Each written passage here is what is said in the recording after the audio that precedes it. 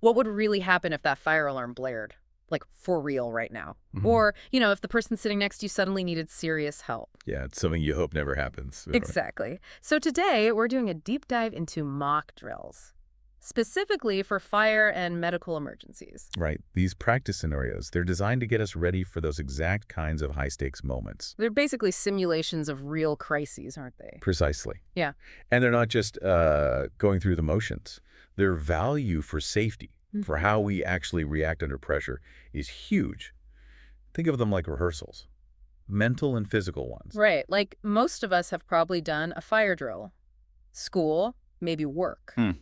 And that's a mock drill. It's a chance to see where the plan has, Oh, that's like the cracks. freak spots, yeah. Sharpen our response time, just get fundamentally more ready. And that readiness, well, it isn't just about following rules. It can genuinely be the deciding factor. Save lives, even.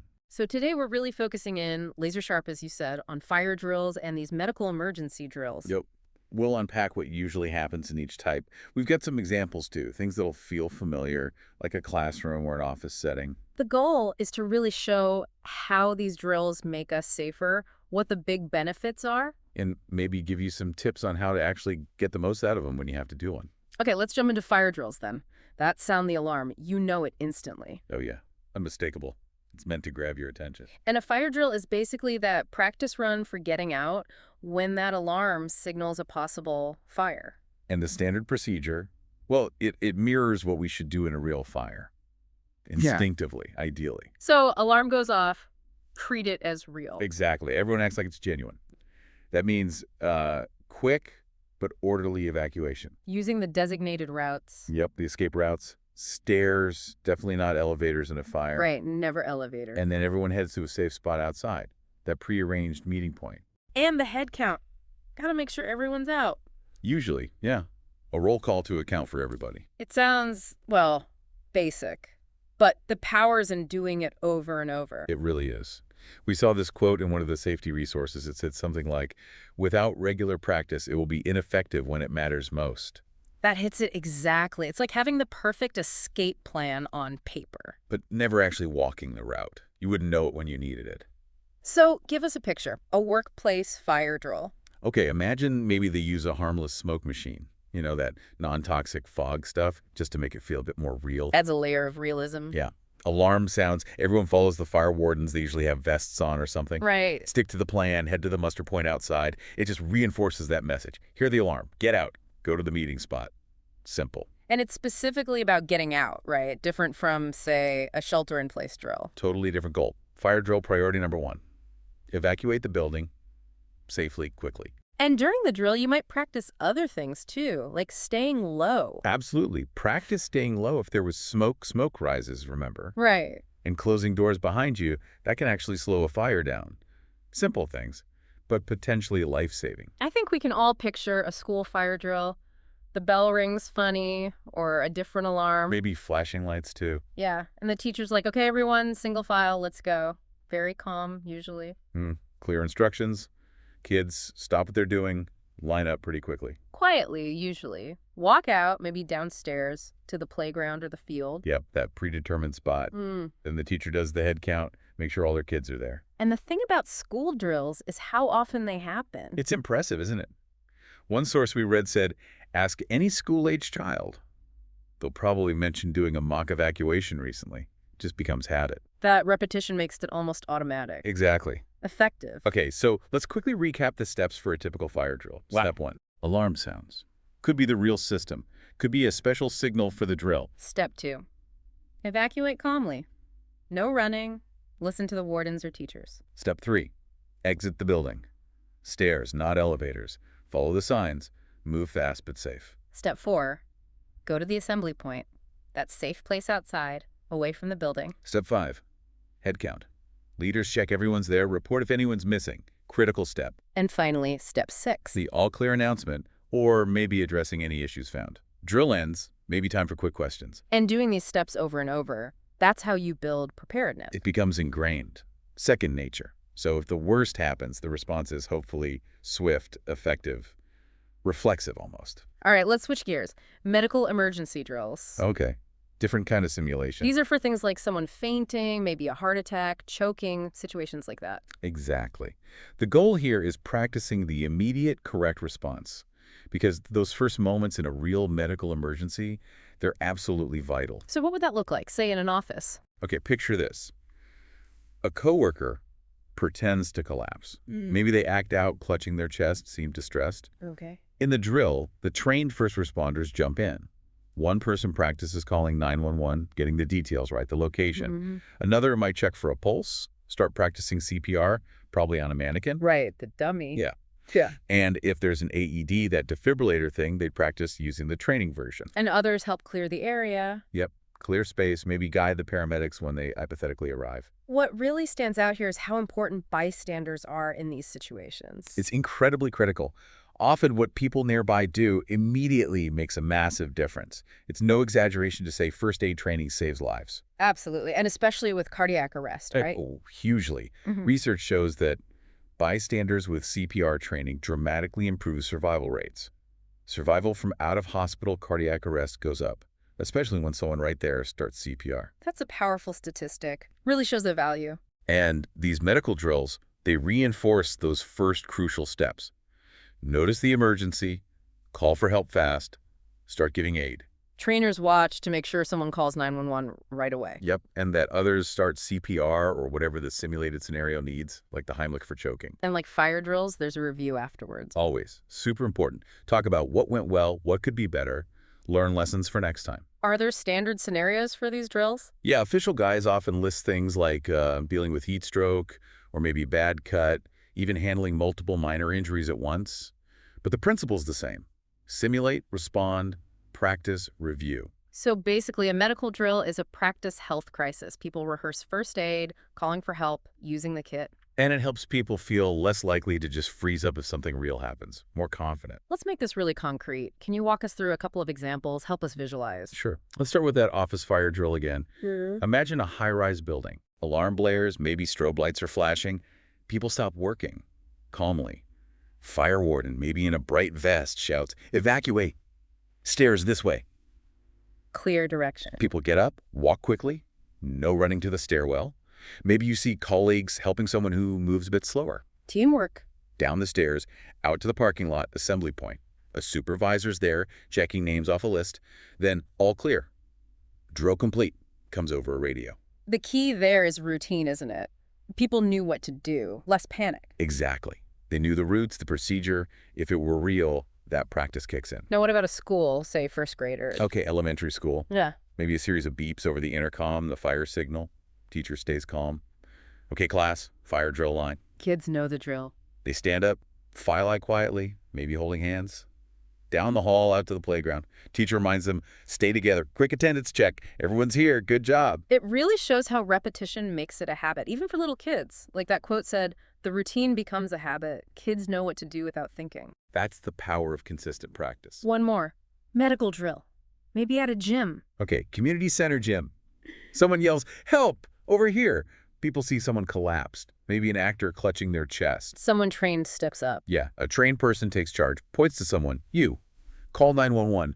Tell them possible heart attack, community center gym. Specific instruction. Another person starts chest compressions on a CPR dummy right away. Someone else grabs the practice AED off the wall. They simulate using it. Maybe a facilitator calls out, "Shock delivered."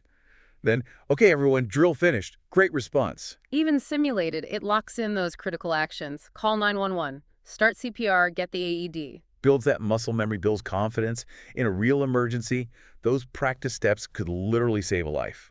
These examples really show how drills bridge that gap, don't they? Between knowing what to do on paper and actually doing it under pressure. Absolutely. Simulating it in familiar places, office, school, gym makes the roles, the procedures feel more real. It's all about building that muscle memory for emergencies. Yeah. Okay, so we've seen them in action. Let's talk about the big benefits. Why go through these drills? Sometimes they feel like, an interruption. They can feel that way, but the advantages are truly profound, really significant. First up is preparedness and just familiarity. Exactly. Preparedness and familiarity. Drills get people familiar with the exits, where the fire extinguisher or first aid kit is, the actual steps to follow, like one's safety manual put it. After a drill, Your employees know their designated exits, the assembly points, and what procedures to follow. So less confusion in a real emergency. People have a mental map. Precisely. And drills often uncover problems you didn't expect, like maybe an emergency exit is blocked half the time. Or communication breaks down. Right. You find these weak spots during practice, so you can fix them before it's real. Remember that quote. Even the best plan will be ineffective when it matters most, without practice. Okay, what's another big one? Reducing panic. Hugely important. Reduced panic. Emergencies are overwhelming, right? Especially if you haven't prepared mentally or physically. Going through drills makes the whole situation feel a bit less foreign, more manageable. FEMA actually says being able to practice a fire safety and evacuation plan before the emergency arises will reduce the chance of panic. So practice builds confidence. Makes you less likely to just freeze. Exactly. More confidence, more competence. You're more likely to make rational decisions even when things are intense. And that leads to faster responses. Directly. Faster response times. When you've practiced, your actions are smoother, quicker, more efficient. Makes sense. Drills, as one group put it, provide an opportunity to practice, which helps lower response times. And those seconds you save. Critical in an evacuation, critical in first aid. And the ultimate benefit, of course. Saving lives. That's the bottom line. It's the most important reason we do these. We mentioned the Morgan Stanley example from 9/11. That's just incredible. It really is. Consistent drills, championed by Rick Rescorla, helped thousands evacuate safely. A powerful testament. And with medical stuff, we talked about bystander CPR and AEDs improving survival rates. Dramatic improvements. Again, FEMA nails it. Practicing emergency plans will ultimately save lives. It's not theoretical. Okay, one more benefit, coordination. Yeah, improved coordination and decision-making. Drills get people working together effectively, as a team. Understanding roles. Exactly. You learn your role, others learn theirs. That's crucial in a real crisis. Drills improve coordination between your workers and boost decision-making skills. That shared understanding, that trust, can make all the difference. Okay, we're convinced. Drills are essential. So how can listeners participate effectively? How do you get the most value out of them? Great question. Whether it's school, work, even practicing at home, the number one thing is take the drill seriously. Treat it like it's real. Absolutely. Don't skip it. Don't mentally check out. Be engaged. Remember the debrief afterwards. It's only useful if people actually participated fully. Good point. And know the plan, right? Definitely. Know your role and plan. Take a few minutes sometime to actually look at the emergency plan for your building or workplace. Where are the exits? Where's the meeting point? Do you have a specific role, like a floor warden or first aider? Yeah, understand those responsibilities. And if you're not sure about anything, ask questions. Being informed makes the whole thing smoother. Okay, drill starts. Alarm goes off. What then? Listen and move calmly. Pay attention to instructions from leaders. Stay calm. Move quickly, yes, but don't run or push. Keep hallways clear. Use handrails on stairs. Basic safety stuff, yeah. Calmness prevents accidents during the drill itself. And if there's simulated smoke? Remember to stay low if needed. Practice crouching or crawling. Smoke rises. Simple but critical. What about looking out for others? Very important. Help others if you can safely do so. Notice anyone who looks scared or has trouble moving or maybe is trying to manage kids. Buddy systems can help. Yeah, agree to look out for each other. If there's special equipment like an evacuation chair, know how to use it. Emergencies need teamwork. Practicing that mindset helps. And if you see a problem during the drill, a stuck door, something unsafe, Speak up if something's wrong. Tell the drill organizers. Drills aren't just practice. They're a chance to find flaws in the plan or the building. Your feedback makes things safer. which leads to the debrief session. Right. Participate in the debrief. Don't just head back to your desk. Share what you saw, what you thought. Was anything confusing? Any safety concerns? Constructive feedback helps improve things. Exactly. That advice to debrief every time involve all people. Update the plan. That feedback loop is key. And this practice doesn't have to stop at work or school. Not at all.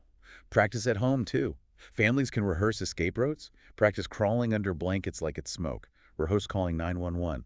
Home safety is just as vital. Following these tips really makes the drills more effective. It does. And you're building skills, habits that could genuinely save a life someday, yours or someone else's. So as we wrap up this deep dive, let's just emphasize again how vital these mock drills are. Fire, medical, they're essential practice. They really are. They're rehearsals. They teach us where to go, what to do before the pressure's on.